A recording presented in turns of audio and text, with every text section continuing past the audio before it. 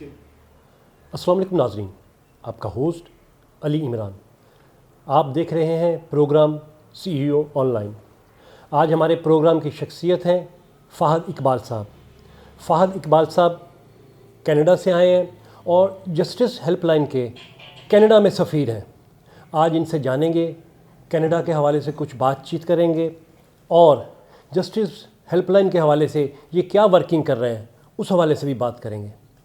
السلام علیکم فہد اقبال صاحب، پروگرام میں خوش آمدید۔ وعلیکم السلام۔ پہلے تو آپ کا شکریہ، آپ نے مجھے اپنے پروگرام میں مدعو کیا، اور امید ہے میں آپ کے جو کئی جو ایشوز ہیں اور جو سوالات ہیں ان کا جواب دے سکوں گا آج۔ اچھا فہد اقبال صاحب، آپ کینیڈا میں جا کے ماشاءاللہ سیٹ ہو گئے ہیں۔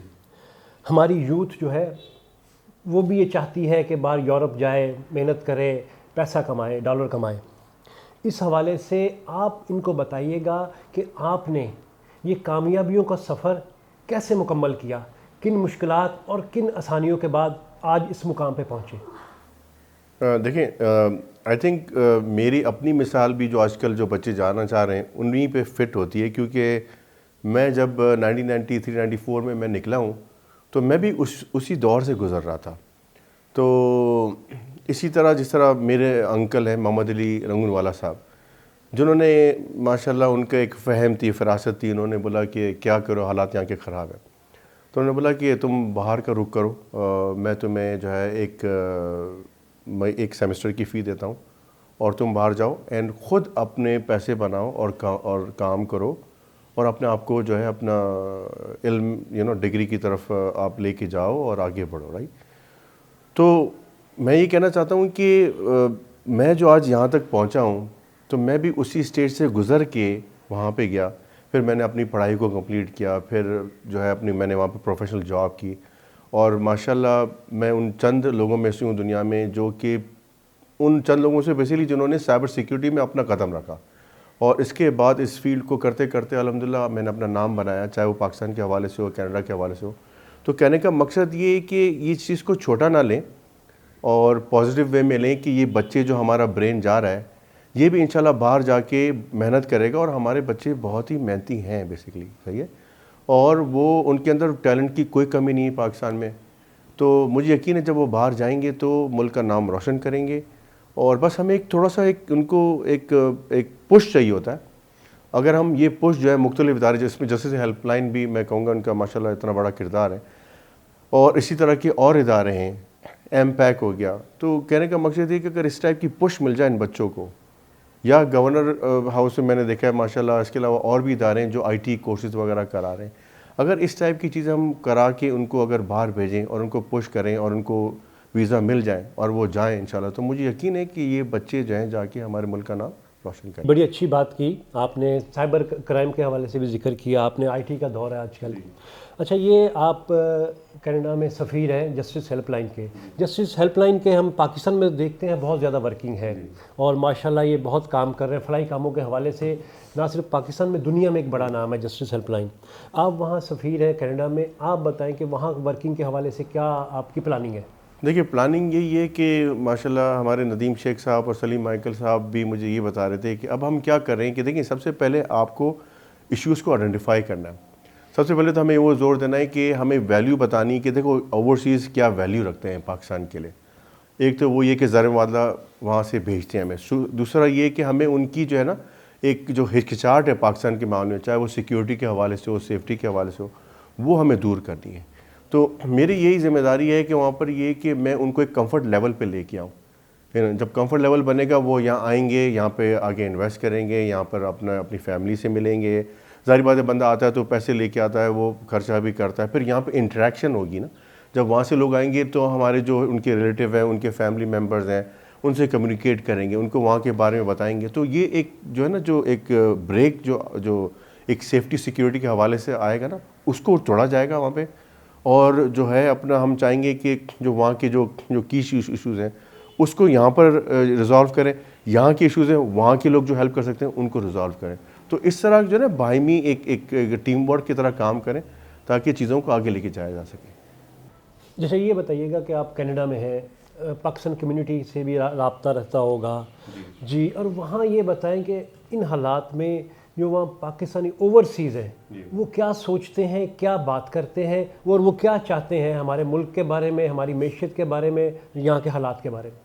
دیکھیں وہ لوگ تو بہت زیادہ ڈیڈیکیٹڈ ہے لیکن ان کو کوئی کہتے ہیں نا کہ ایک ایکٹیویٹ کرنے والا نہیں مل رہا. ان کو کوئی ایسی آرگنائزیشن چاہیے, ان کو ایسے لوگ چاہیے جو وہ پاکستان کے لیے کچھ بھی کر سکتے ہیں. ماشاءاللہ ان کا بس نہیں چلتا. لیکن آئی تھنک تھوڑا گورنمنٹ لیول پہ بھی اگر کوئی ہم زیادہ انیشیشن لیں, اس پہ کوئی پروجیکٹس وغیرہ کریں. اب جیسے جسٹس ہیلپ لائن, اب یہ بھی تو ادارہ ہے نا, انہوں نے بھی مجھے کمیونیکیٹ کیا, کانٹیکٹ کیا اور مجھے وہاں پر سفیر نامزد کیا ہے. تو میرا یہی کام ہے کہ لوگوں کو ملایا جائے تاکہ وہاں کے جو لوگ ہیں وہ بیسیکلی پاکستان کے لیے وہ کہ کوئی سوچنے والا ہے یا نہیں. بیسیکلی ابھی ان کو لگتا ہے کہ وہ ایز اے یتیم بیٹھے ہیں, ان کی کوئی بات سننے والا نہیں ہے, ٹھیک ہے نا.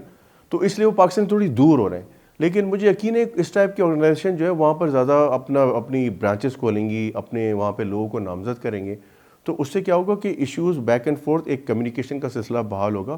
جب کمیونیکیٹ چیزیں ہوں گی تو انشاءاللہ ریزولوشن کی طرف جائیں گی, ٹھیک ہے نا, چیزیں پھر اسٹریم لائن ہوتی ہیں. لیکن اگر کمیونیکیشن اسکل وہی نہیں ہوگا, کوئی بولے گا ہی نہیں, آپ سے پوچھے گا ہی نہیں کہ بھائی آپ کو پرابلمس کیا ہے, تو کیسے ہوگا. تو میں وہاں کی کمیونٹی میں بیچ میں بیٹھا ہوں, تو میں یہ چاہتا ہوں کہ لوگ مجھے بتائیں کہ ایشوز کیا ہیں.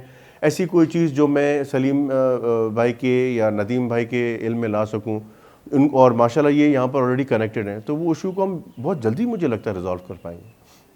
جی اچھا, بڑی اہم بات کی کہ رابطے بڑھنے چاہیے. جی پاکستانی جو آپ کہہ رہے ہیں کہ وہاں ہے اوورسیز, وہ چاہتے ہیں کہ وہ اپنے پاکستان سے, ظاہری بات ہے ان کا وہ محبت پیار جو ہے اب لوگوں سے بھی ہے, اپنے پاکستان کے لیے سوچتے بھی ہیں, تو وہ چاہتے ہیں کہ رابطے بڑھیں آپس میں. تو اچھا یہ بتائیے گا کہ یوتھ جو ہے پاکستانی یوتھ ایک بہت بڑا یہاں ایک یوتھ کا ہے کہ یہاں ہماری یوتھ جو ہے 62% ہے, ٹھیک ہے. تو یہ میرا کئی ملکوں سے دنیا میں بہت زیادہ ہے جو شرح ہے ہمارے پاکستان میں. اس کے حوالے سے آپ کیا کہیں گے, یوتھ کو ہماری کو کیا میسیج دینا چاہیں گے, کیونکہ ابھی یوتھ جو ہے تھوڑی سی نا امید بھی ہوئی ہے ان حالات کو دیکھ کے, اور تھوڑا سا وہ یہ کہ یہ جاننا چاہتے ہیں, باہر بہت کوشش کر رہے ہیں. تو آپ کیا کہیں گے یوتھ سے کہ ان کو کیا کرنا چاہیے ان حالات میں؟ دیکھیں میں تو یوتھ کو یہ کہوں گا کہ ماشاءاللہ یہ ورچوئل ورلڈ ہے. اس کو میں ورچوئل ورلڈ کا میں نام چینج کر کے کہوں گا ون ورلڈ بیسیکلی بنتی جا رہی ہے. ورچوئل جب آتا ہے نام تو اس کا مطلب وہ کرتے ون ورلڈ بن رہی. اب دیکھیں آپ کو دیکھنا پڑے گا دوسرے جو ممالک ہیں, چاہے پڑوسی ملک ہو یا دوسرے کوئی ملک ہوں, تو وہ لوگ کیا کریں. وہ لوگ کی جو چیزیں ہیں نا, وہ فوکس یہ ہے کہ وہ ٹریننگ کروا رہے ہیں اپنے بچوں کو, آئی ٹی میں ٹریننگ کروا رہے ہیں, آرٹیفیشیل انٹیلیجنس میں ٹریننگ کروا رہے ہیں, میڈیکل ہیلتھ ٹیکنالوجی میں ٹریننگ کروا رہے ہیں, نرسز میں ٹریننگ کروا رہے ہیں. اب یہ چیزیں جب ہم دیکھیں, سب سے پہلی چیز ہے کہ ہمارے بچے ریڈی ہیں یا نہیں, صحیح ہے نا. تو اگر یہی بچے جو یوتھ ہیں وہ ان چیزوں میں ریڈی ہوں گے تو جانے کے قابل ہوں گے نا. ہمیں تو اسٹینڈرڈ چاہیے نا. آپ ہمارے یوتھ کو چاہیے کہ وہ اسٹینڈرڈ دیکھیں, باہر اسٹینڈرڈ کیا چل رہا ہے نا, وہ اپنی طرف سے کچھ نہ کریں, پہلے اسٹینڈرڈ چیک کریں. جب اسٹینڈرڈ چیک کریں گے تو پھر ان کو پتہ چلے گا ہاں یہ جو ٹریننگ جو کروائی جائیں گی یہ اکارڈنگ ٹو اسٹینڈرڈ ہے. اب اسٹینڈرڈ بن گیا, اب اس کے بعد جو ہے نا ان کو پھر چیزیں ملنا شروع ہوں گی. جو باہر جو بندہ ہے نا وہ یہ دیکھ رہا ہے کہ ہمیں ان بچوں کو یوتھ کو ہائر کرنا ہے جو اسٹینڈرڈ کے مطابق ہیں. اگر فرض کریں کہ آئی ٹی کے کورسز ہیں, آئی ٹی کے کورسز جو ہیں اگر وہ اسٹینڈرڈ کے مطابق نہیں ہوں گے, آج کل کلاؤڈ کا دور ہے, اگر آئی ٹی کورسز کلاؤڈ کے اسٹینڈرڈ کے مطابق نہیں ہوں گے, آپ کو کیا لگتا ہے وہ ایکسیپٹ کریں گے؟ وہ بولیں گے بھائی یہ چیز ہمارے کام کی نہیں ہے.